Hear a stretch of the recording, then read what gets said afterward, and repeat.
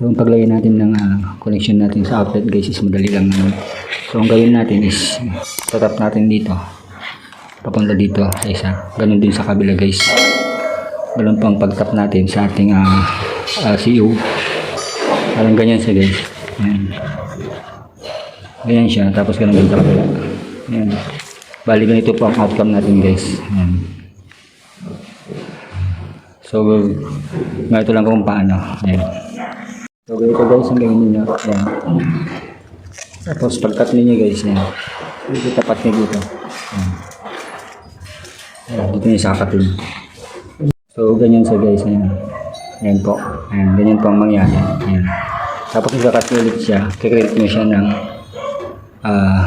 half inch. Ayan dito. Ayan. Tapos yan po guys. Ayan. Dito nyo siya isisip. Dito. Sa butas na dito. So ganyan siya guys. Ayan. Ayan. Ganun din yun sa kabila. Ayan. Para ganito po yung outcome niya. Ayan. Ayan guys. Ayan. Tapos dito tayo shoot yung punta sa source natin.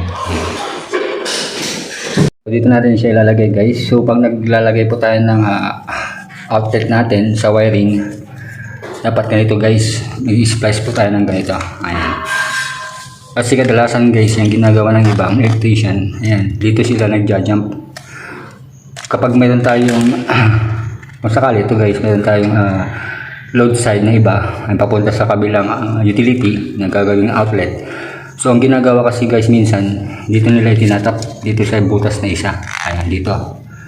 Ayan doon, papunta doon sa load side naman. Tapos ito yung source niya. Kasi guys hindi pwede yan. Kasi minsan kasi depende kasi dito sa ating outlet kung ilang amperes. So mas mainam guys na dito tayo maglalagay. I-splice natin dito para yung supply natin na papunta sa kabilang outlet is directional dito. Huwag siya dadaan dito guys. Ayan. Para pag in case na magkaroon po tayo ng load doon na mas mataas ng amperahe, hindi po masusunog tong ating outlet. Ayan guys. So tatandaan guys na pag maglagay po tayo ng wiring sa ating outlet is ganito po. Pag meron po siyang source na po na ibang outlet na pupuntahan. Ayan. I-splice po natin. Huwag po natin dito itatap. Ayan. So ilagay ko lang guys. So yun guys, nalagyan na natin yung ating outlet. Ayan. Ganun din lahat guys ang gagawin natin. Pag meron po tayong additional na wire na papuntahan, ganun po ang gawin natin guys. Splice po natin. Huwag po natin dito itatap dito sa butas ng ating outlet. Ayan. So yun guys, check natin itong outlet kung meron siyang supply. Ayan. Tig naman na siya. So check natin guys kung meron siyang supply. So yun guys, meron na. Ayan. Tignan ko natin. Ayan, meron na tayong supply guys na 211, 12 na voltage. So active na yung mga outlet natin dito sa salas. Ayan.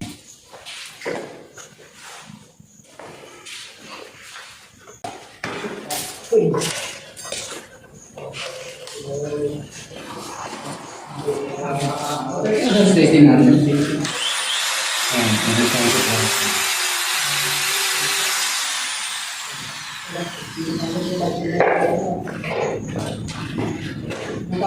So yun guys, active na yung supply natin. So ngayon susunod naman guys yung mga LO natin. Ayan, check tayo. So ganoon din guys sa ating LO, kung sakali pong meron tayong kung sakali ganito guys na tatlong utility box, kailangan po natin yung main source natin is naka-splice po siya. Ayan, katulad po ito guys, ito po yung main source natin. Ayan, yung line natin. Tapos dito mag-splice tayo para dito natin siya kakabit. Bawat isang out switch po dito guys is meron po siyang supply. So kailangan natin ng i-splice po dito. So, huwag na natin dito kukunin yung papunta sa kabilang switch. Ayan. Kasi yung load consumption dito guys is meron po siyang kumbaga wattage, kumbaga. Ayan. Mas maganda po guys pag ganito kung gagawin natin, i-splice po natin yung papunta sa mga kabilang utility o kaya sa ating mga switch. Ayan. Huwag po tayo dito kukuha. Kung saan po natin tinap yung ating main source, sakali dito natin yung main source, Huwag po tayo dito kukuha. Dito lang po guys yung dalawang jumper. Mag-jump lang tayo dito. Kung dalawang switch po yung gagamitin natin, jump po lang po natin dito. Ito po yung main source natin, papunta dito. Kung tatlo naman, tatlong jumper lang. Dalawang jumper kumbaga. Ayan. Huwag po tayo mag-jump dito sa papuntang kabilang switch. Ayan. Mas mainam po guys na splice na lang po natin para sure na sure po tayo. So yun guys, kabit lang natin yung tugang natin dito sa labas, dito sa terrace niya guys. Ayan. So ito yung ating tugang switch. So tapat lang natin dito guys para matesting natin yung ilaw sa labas. So activated na siya.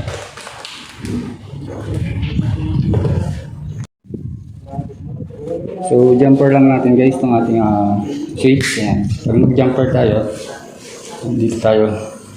Cut natin dito guys.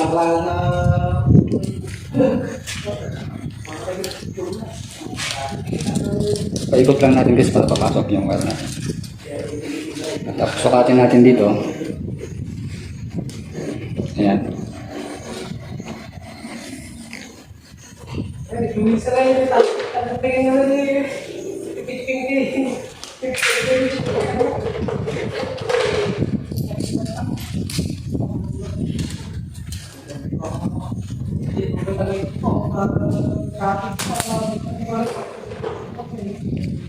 Tapos tusok lang natin guys dito.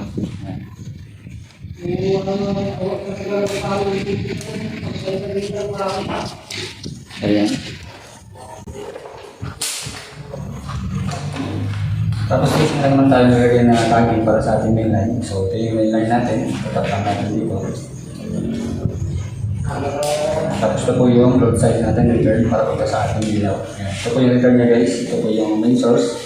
Ito po yung return natin papunta sa ilaw.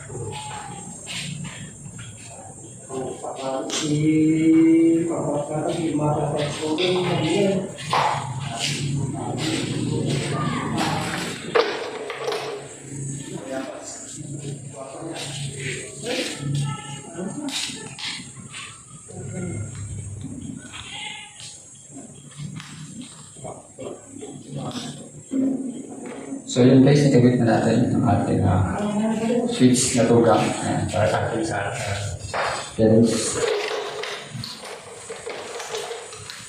Ayan.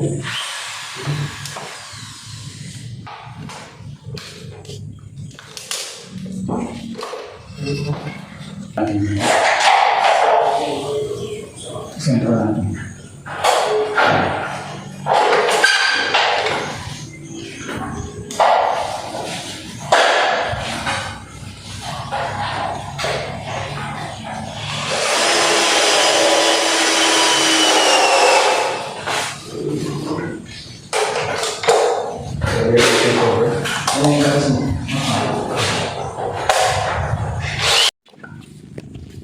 So bali dito kasi guys yung kanyang source ng kanyang switch yan. So check natin guys, switch natin. Ayan. Ayan guys yung ilaw. Tapos sa gitna, switch natin. Ayan. So umilaw na sila guys sa tatlo. Ayan. So, activated na po yung supply natin dito sa bahay. Ayan. So, pag off natin, ayan guys, namatay.